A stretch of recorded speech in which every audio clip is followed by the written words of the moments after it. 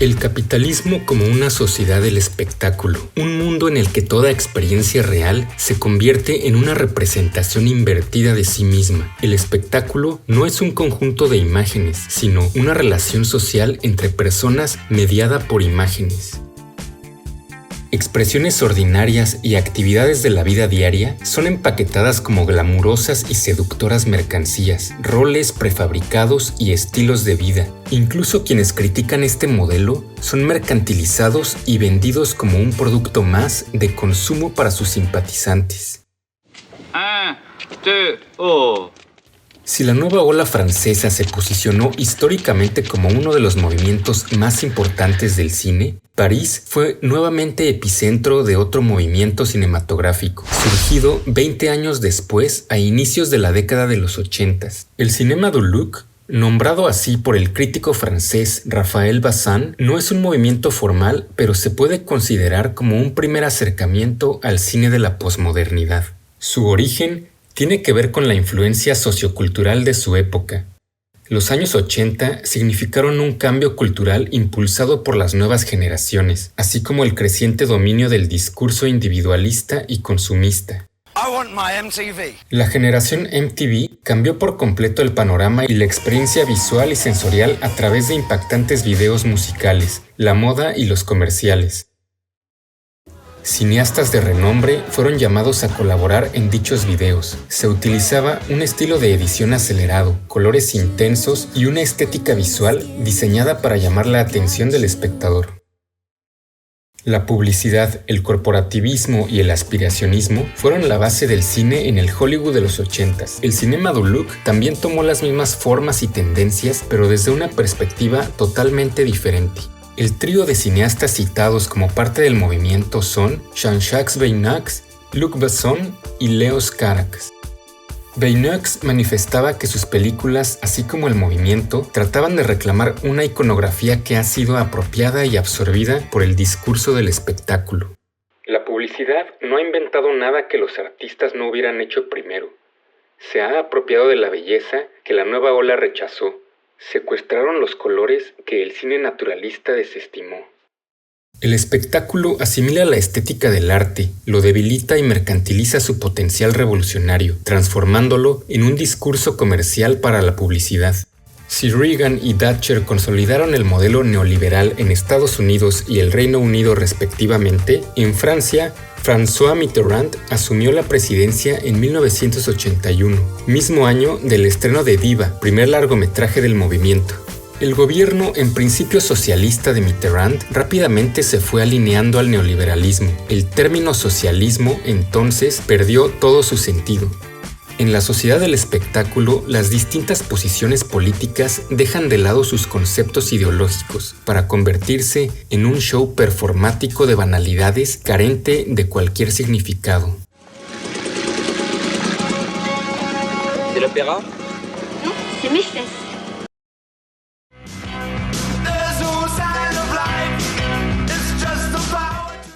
Entre las características principales del cinema du look podemos encontrar, se deriva de movimientos críticos a la modernidad como el surrealismo y el dadaísmo, así como el concepto de tourment o desvío, el cual habla sobre la posibilidad artística y política de tomar algún objeto creado por el capitalismo o el sistema político hegemónico y distorsionar su significado y su uso original para producir un efecto crítico. El cinema du look produce un festín visual saturado por yuxtaposiciones. Las bellas artes como la ópera, la pintura y la escultura se mezclan con la música pop, la subcultura urbana y las marcas comerciales. La subversión de los géneros cinematográficos. En la película Viva se combinan thriller, romance y comedia negra, mientras que en Los amantes del puente se combina una cruda historia de individuos viviendo en la calle con un improbable romance que detona en escenas de fantasía y musical. La construcción de espacios artificiales que generan una detallada puesta en escena en la que cada objeto y cada espacio está detalladamente pensado. Cabañas en la playa son pintadas de color pastel.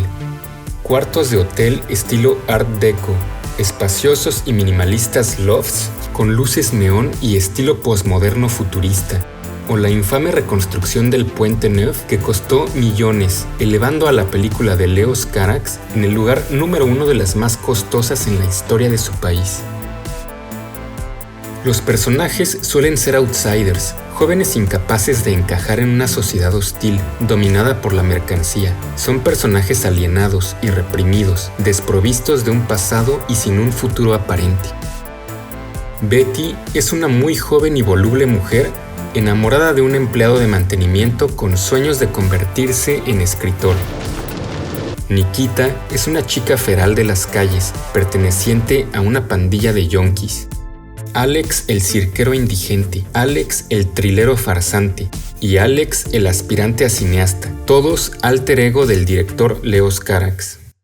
Patricia Almer menciona en su artículo: en este ambiente hostil se crean relaciones. Los personajes en estas películas tienen que encontrar su camino a través de un silencio social, ocupando espacios que conforman la llamada multitud solitaria. En primera instancia podrían parecer personajes caricaturescos o superficiales, pero por el contrario son una representación del daño causado por el sistema del espectáculo a las personas. Esta multitud solitaria no se reduce a una clase social. El aislamiento social está presente en todos los niveles y culturas. En la película Subway, un ladrón de cajas de seguridad, interpretado por Christopher Lambert, huye de la policía y termina refugiándose en el mundo subterráneo del metro de París, lugar donde habita una comunidad de bichos raros. El metro de París es otro de los símbolos frecuentes del movimiento. Sus laberínticos pasillos son el espacio perfecto para frenéticas escenas de persecuciones.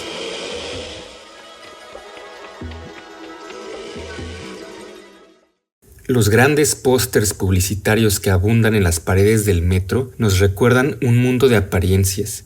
Hemos pasado de valorar el ser a valorar el tener y, peor aún, valorar el parecer.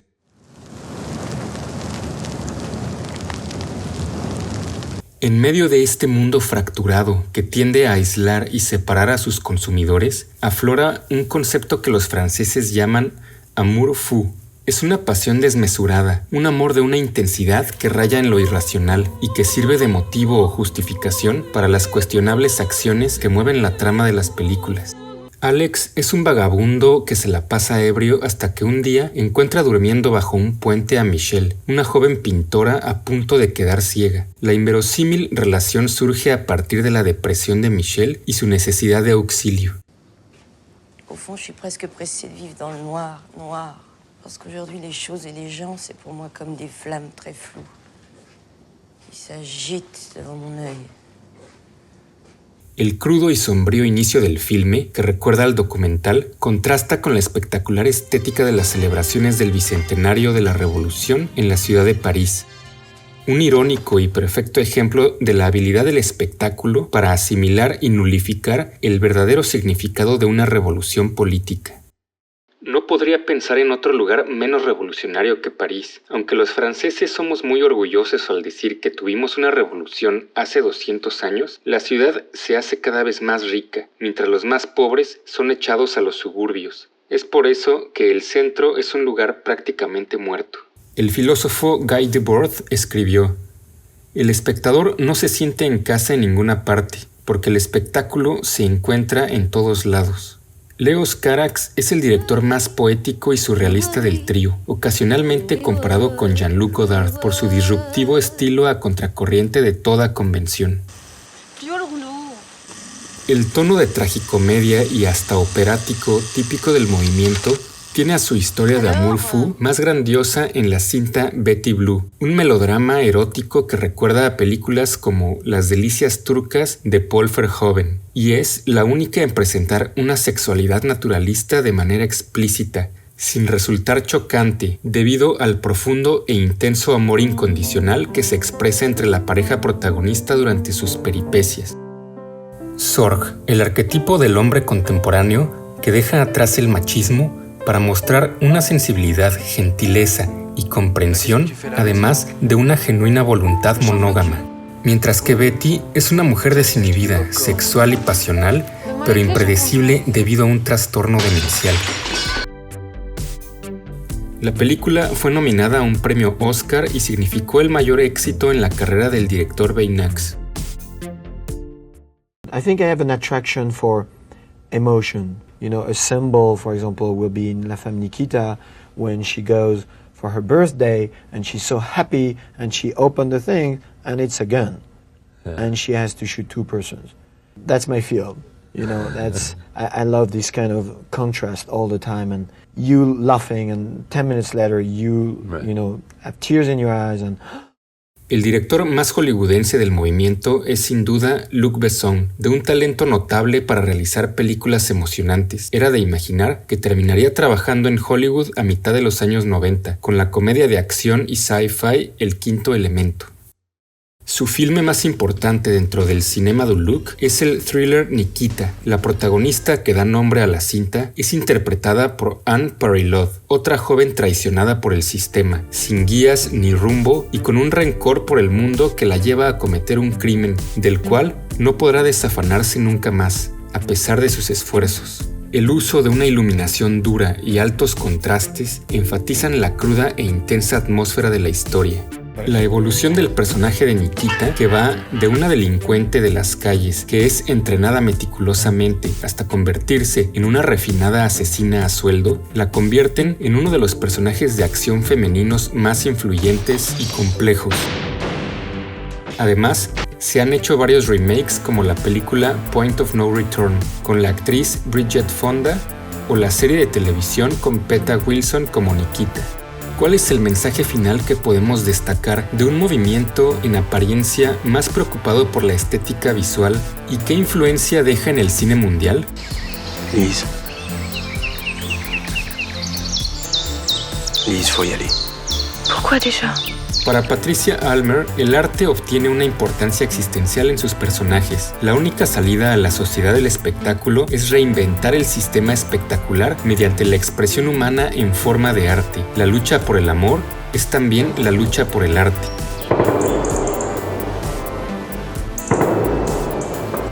El arte está en peligro, como se demuestra en las películas. La novela del escritor frustrado que rechazan las editoriales. La cantante de ópera temerosa de ser grabada en sus conciertos y comercializada en copias. Una alusión a Walter Benjamin y la pérdida del aura del arte. O la pintora con problemas de su vista.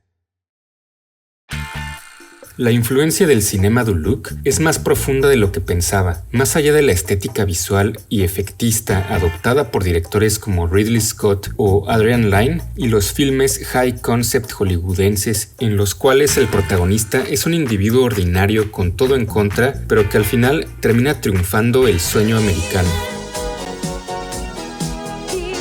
Hay otro tipo de temas que se tocaron en aquel movimiento y actualmente han resurgido en la conversación pública. Las llamadas nuevas masculinidades. Los personajes varones suelen tomar un rol secundario y de apoyo frente al liderazgo de su pareja. Por lo mismo, el feminismo o personajes femeninos son de mayor fuerza.